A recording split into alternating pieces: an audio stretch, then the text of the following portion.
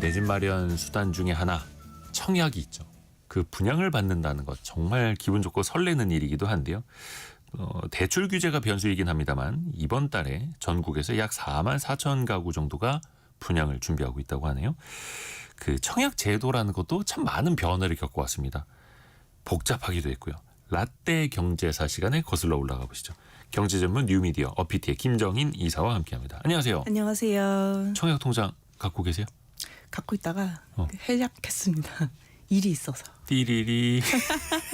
다시 그 만들어야 이야기도 되는데. 뒷부분에 있습니다. 요즘에 또 해약하시는 분들 많은데 이 청약 제도라는 거 언제부터 시작이 된 거예요? 이제 청약 제도는 1977년 시작을 했는데 네. 집값이 고공행진을 하면서 이 청약이 참 지금은 이제 큰 수익을 보는 로또처럼 됐죠. 네. 이게 근데 이 1977년 2월 발표해가지고 4월에 도입을 했는데 네.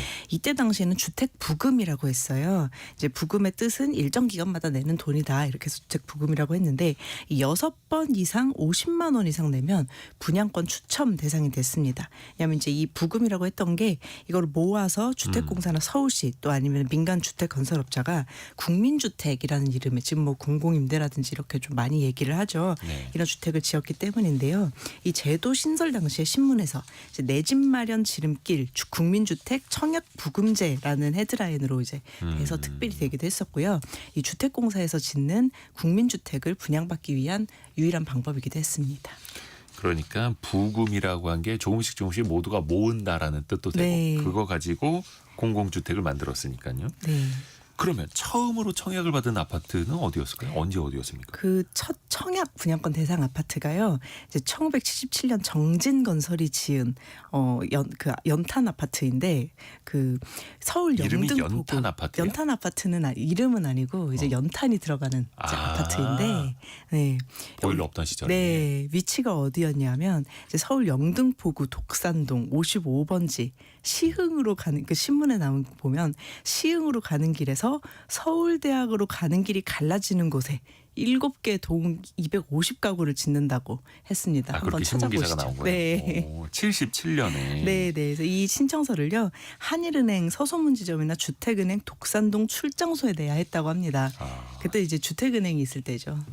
당시에는 당연히 그 주택은행 지점 찾아가서 신청서 서류를 써서 냈을 네. 거고요. 그러면 이런 청약 제도가 없었을 때는 새 아파트를 어떤 식으로 공급했을까요? 그 일반 판매는 당연히 이제 일반 판매를 하는 거고 신축 아파트 분양 방법이 조금 다르기는 했습니다. 네. 그래서 건설사에 직접 접수를 하거나 또는 이제 현장 접수를 했어야 됐는데 건설 회사에서 신문에 분양 공고를 주로 냈습니다. 그래서 그리고 이제 현장에서 직접 선착순 접수를 받았고요.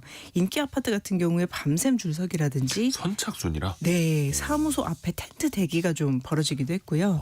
당시에는 근데 이 분양에 별도의 자격 제한이 없었습니다. 지금은 뭐 유주택자, 무주택자, 뭐 다주택자 이런 식으로 나누기도 하고 소득 기준도 있고 그러잖아요. 근데 예. 이때는 그런 게 없어서 집이 정말 여러 채가 있거나 아니면은 그 지역에 살지 않는 사람도 모두 분양 신청이 가능했었고요.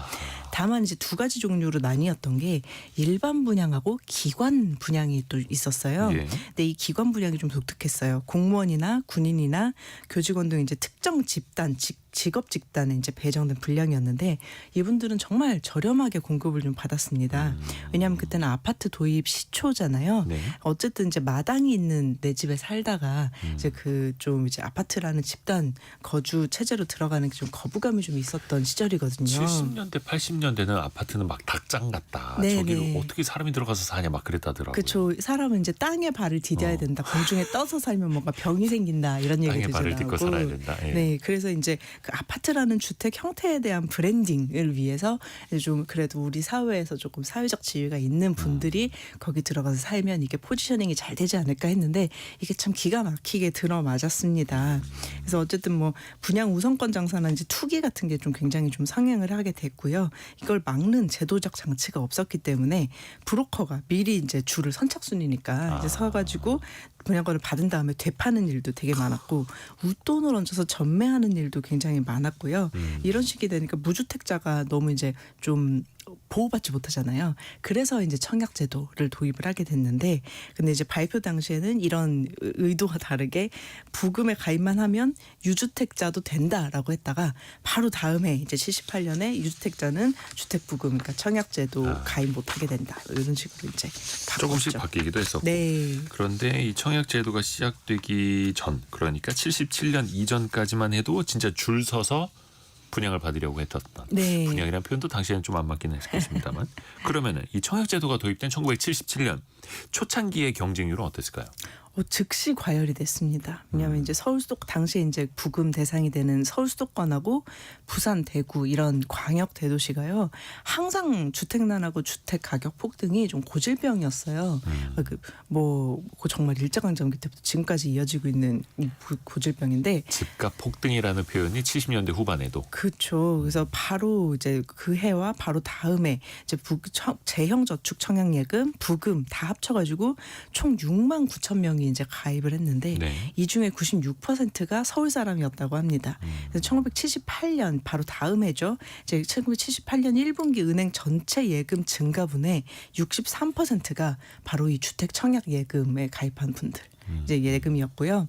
그리고 이제 이거를 또 잡기 위해서 청약을 도입했는데, 청약이 또 과열되니까 이거를 또 잡으려고 이제 발표를 했는데, 종합대책을 발표를 했는데 1978년 8월에 양도소득세를 굉장히 인상을 합니다. 그래서 이 내용이 들어간 부동산 투기 종합대책 발표된 이후에 청약 경쟁률이 확 떨어졌어요. 그래서 여러 번 떨어진 사람들이 화가 나가지고 청약 안 해 이러고 이제 해약을 해버리는 사태가 좀 발생을 하기도 했는데. 그게 78년 얘기예요? 네, 바로 다음에. 요즘 얘기랑 비슷하기도 하네요. 네, 그래서 주택 청약 예금 실시 첫날에요. 78년에 500만 원짜리 부금에 이제 가입을 하신 38살 이제 김모 씨, 이제 그 신문에 등장했던 분인데, 한양 3차 아파트, 4차 아파트, 현대 아파트, 신동 아파트, 삼익 아파트에 각각 이제 신청을 이제 한 1, 2년간 신청을 하셨는데 계속 떨어지셨다고 해요. 그래서 이 신문의 인터뷰에서 굉장히 화가 나셔가지고 정부 예금 유치 정책에 이게 집 없는 서민이 희망 고문을 당하면서 피해를 보고 있다, 이런 인터뷰도 좀 실리기도 하고요.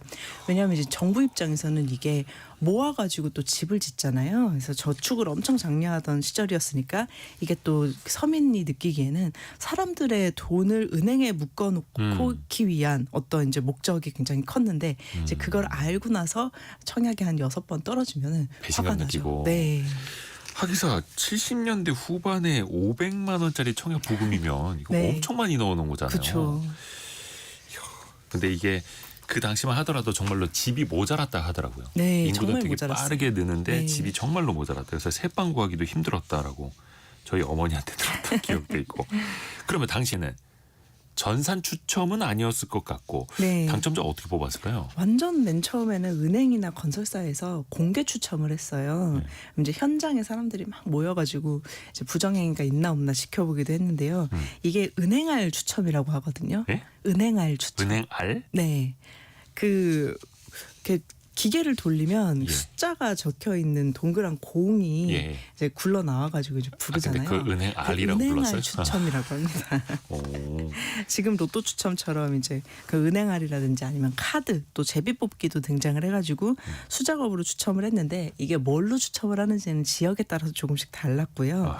이 당시에 이제 그 플라스틱 공 나오는 은행알 추첨은 그 학교 배정도, 그때 뭐 중학교 고등학교 입시가 있을 때잖아요. 그때 그것도 이제 그 입시 지나고 나서 이제 추첨제로 바뀌었을 때 은행알 추첨 많이 활용이 됐었습니다. 통에다가 공 여러 개 넣어놓고 굴려서 하나씩 뽑는. 맞아요. 근데 이제 컴퓨터 추첨도 점진적으로 도입이 됐는데, 네. 또 맨 처음 도입이 된 거는 1978년 바로 다음 해였어요. 이제 경찰관 입회 하에 첫 컴퓨터 추첨이 됐는데, 예. 이것도 이제 굉장히 자랑거리였습니다. 그래서 주택은행이 추첨용 컴퓨터를 도입했다고 막 광고를 하면서 미국에서 도입한 이 컴퓨터 용량이 49kB나 된다. 49kB. 네, 그래서 단어를 14억 개나 저장을 할 수 있다, 기억을 할 수 있다, 이러면서 굉장히 대대적으로 좀 자랑을 했던 그 기사도 있죠.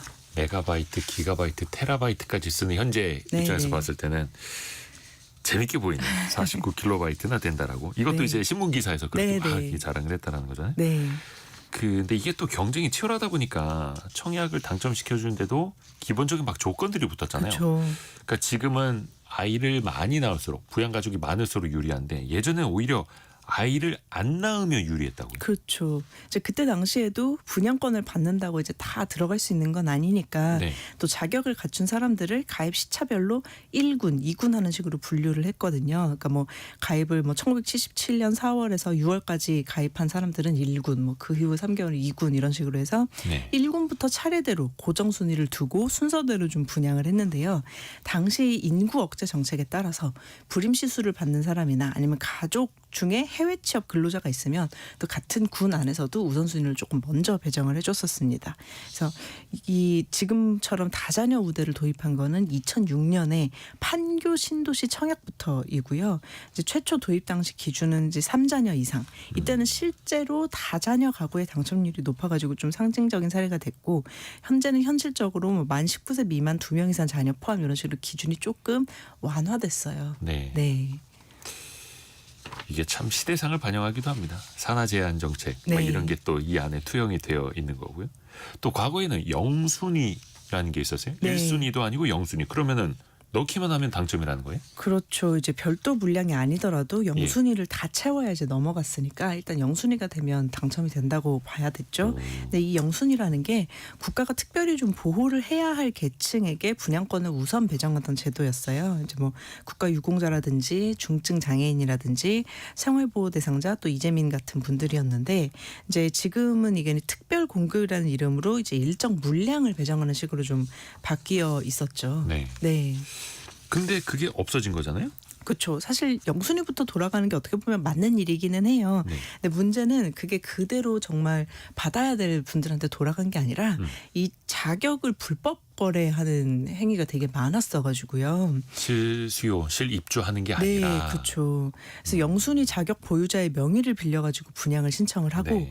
또 당첨이 되면 그 분양권을 제3자가 소에게 돈을 주고 다시 이제 사게 된 거죠. 그때는 뭐 실거주 여부 확인 시스템이 어렵기도 하고 이제 분양을 한다고 해서 이제 공짜로 받는 건 또 아니잖아요. 그렇죠. 돈 그러니까 들어가죠. 이제 원래 어려운 분들한테 영순위를 배정을 했는데 이분들은 그 분양 그거를 살 수 없을 만큼 또 어려워서 제3자가 와가지고 돈을 줄 테니까 이걸 팔아라라고 하면은 좀 팔 수밖에 없는 인센티브가 이제 있기도 했었습니다. 그러니까 뭐 80년대 네. 초반에 집값이 뭐 그쵸. 예를 들어서 1,000만 원, 2,000만 원이 하더라도 네. 영순위로 분양을 받았는데 이분들은 그럴 돈이 없고 네. 그래서 그냥 웃돈 붙여서 좀 팔 수밖에 그렇죠. 없었던. 그 또 부정부패도 굉장히 심할 때여가지고요. 공무원하고 결탁해서 명단을 조작하는 사례도 되게 많았습니다. 저도 아주 어렸을 때 기억나는 게 이제 공무원한테 급행료를 주면 이게 급행료. 민원이 조금 빨리 처리된다. 이거 부모님이 말씀하시는 거 들은 적 80년대. 있거든요. 80년대까지 얘기입니다. 90년대 초반. 90년대 초반까지 사실은 좀 있었어요. 네. 옛날 얘기입니다. 네. 우리나라가 이제 개발도상국 시절이던 옛날 얘기. 또 그 지금은 청약 통장 만점이 한 84점 네, 네. 정도라고 하는데 이게 복잡해요. 무주택 네. 기간, 부양 가족 수, 통장 가입 기간도 또 중요하고요. 이런 거 이제 합산해서 점수를 내게 되는데 어떻게 하다 이렇게까지 왔을까요? 이게 뭐 바뀐 거를 보면 2000년대 초에 부동산 시장이 또 다시 급등을 하면서 투기과열지구란 말 처음 등장을 하고 그리고 2006년에는 수도권의 전매 제한 기간이 10년 이상까지 좀 확대가 됐잖아요. 굉장히 강화되는 방향으로 가고 있는데 이게 청약 시장이 좀 불타올라서 그렇습니다. 이제 이전까지는 정말 단순 추첨제였거든요. 특히 이제 민간 건설사의 청약은 정말 이제 그 로또였는데, 네, 이제 운에 좌우되면서 무주택자나 아니면 더 어려운 사람들하고 기득권이라고 할 수 있는 이제 유주택자, 다주택자가 공평한 기회를 얻는 게 진짜 공평한 것이냐 이런 이제 사회적인 문제 제기가 있었어요. 그러면서 2007년에는 민영주택 분양에도 좀 가점제가 도입이 됐고요. 이러면서 이제 그러면 무주택자 위주로 해서 무주택자한테 뭐 주자, 부양가족이 좀 인구가 줄어들고 있으니까 부양가족이 많은 분한테 주자 이러면서 이제 조금씩 이제 점수에 따라 순위를 부여하게 된 거죠. 지금은 이제 너무 어차피 지금 사람들이 결혼을 안 하고 아이를 안 낳는데 너무 가족 위주로 돌아가게 되면 미혼 청년이 좀 불리하지 않냐 이러면서 또 문제 제기가 있어서 지금은 청년에만 배정되는 조건이나 물량도 조금씩 생겨나고 있습니다. 그러다 보니까 뭐 이런 특례 저런 특례도 있고 가점 제도도 막 이렇게 저렇게 많이 바뀌어 왔고 네. 왜 그 부정청약 합격했던 사람들 나중에 당첨이 됐어도 자격 박탈되는 경우도 있는데 네. 그 실수로 잘못하신 분들도 꽤 많다 하더라고요. 맞아요. 그렇다고 뭐 서류 기준이 조금 안 맞거나 이게 자격이 생기는 기간이 미묘하게 어긋나거나 해가지고 또 소득 기준 같은 것도 보면 저도 항상 물어봐요. 전화해서 이 건강보험료 기준이냐 소득증명원 기준이냐 뭐 이런 식으로 세전이냐 세후냐. 그러다 보니까 네. 이게 또 억울하게 떨어지는 일도 생기는 거고요. 맞아요. 이제 그런 거를 이제 부적격 당첨이라고 조건 헷갈려서 잘못 넣었다가 이제 자격이 안 돼서 취소당하는 경우라고 하죠. 지금도 뭐 특별공급, 일반공급 규정 다르고 네. 또 민영주택, 공공주택, 수도권, 비수도권 다 규정이 달라가지고 좀 어렵습니다. 정부도 통일된 청약 플랫폼 운영을 좀 강화하려고 하고 있는데 단일화는 좀 한계가 있어요. 또 이제 하나로 합쳐버리면 배제되는 사람들이 또 생기잖아요. 그래서 어려운 문제입니다. 이게 참 모두가 다 당첨될 수도 없고 네. 모두가 다 행복할 수도 없는 제도이기는 한데 또 경쟁이 심하다 보니 공급에 한계가 있다 보니 또 필요한 청약 제도이기도 하고 네. 그 사이에 예전에 신문 보면 무슨 강남 복부인 떴다방 네. 이런 데 활개친다 이런 애들이 참 많았었거든요. 네.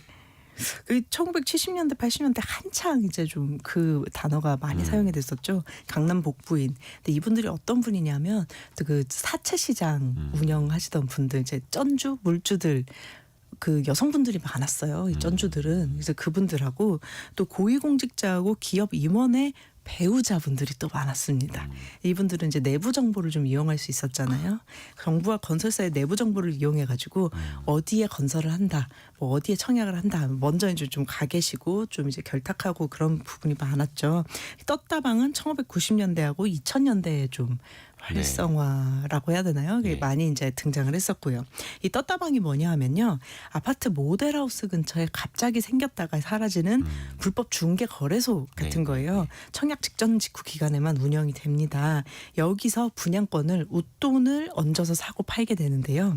이제 전산 1990년대 2000년대는 전산으로 하는데 어떻게 떴다방이 가능하냐라고 하면은 이게 당첨된 사람한테 당첨은 전산으로 당첨이 되죠. 네네네. 이제 당첨된 사람한테 계약 전에 분양권을 매입을 해가지고 또 프리미엄을 얹어서 되파는 거를 이제 떴다방 거래라고 중개 합니다. 마진처럼 뭔가 이렇게 떼는 거죠. 그렇죠. 이때도 당첨된 사람이 계약금 정도밖에 없을 수 있잖아요. 이거를 바로 그 현장에 이제 그 당첨된 사람이 얼마 계약금을 줄게. 들고 가면 현장에서 수천만 원까지 웃돈 얹어가지고 되팔 수 있었거든요. 그래서 그런 식으로 이제 했고 대리 계약도 많이 했었고요. 건설사가 또 은근히 이거를 좀 용인을 했던 시절이기도 합니다. 그래야지 또 막 붐이 일어나니까. 네, 위임장하고 네. 인감증명 받아가지고 분양 계획을 대행을 하는데 이 대행을 건설사가 원칙적으로 허용을 했었어요. 그래서 생겨난 겁니다. 근데 이제 2000년대 중반 이후에 실명 확인이 굉장히 강화되고 건설사도 이제 뭐 윤리적으로 위임장을 좀 허용하지 않고 전산 인프라도 훨씬 강화되면서 많이 사라졌습니다. 이 청약 제도 하나만 놓고 봐도 우리네 그 주택에 대한 갈망, 네. 열망이 보이기도 하고요. 그 복잡했던 제도의 변천사도 오늘 같이 한번 살펴봤습니다. PT의 김정인 이사였습니다. 고맙습니다. 네, 감사합니다. 라디오